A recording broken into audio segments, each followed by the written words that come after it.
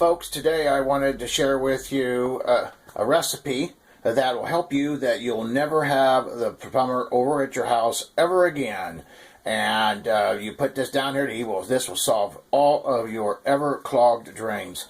We've talked about this before with using bleach, but this is actually an awesome way. What this does is we'd use Rid-X. Rid-X is for the septic tanks, but it's a bacteria, and it actually will go down into your drains. We'd prefer to use it at night, so when you make this concoction down your drains, and what it does is this bacteria literally eats away any of the debris or unwanted substance, we'll say, in your sewer lines.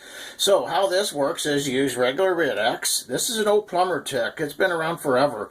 And approximately 16 to 20 ounces of water and one-third cup of Rid-X. You put that into it and you mix this up.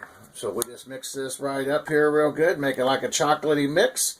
And then we just take this mix and we put it down the drain. You do this once a month, and I guarantee you're never going to have, look at that, kind of got like a chocolate milk kind of mix.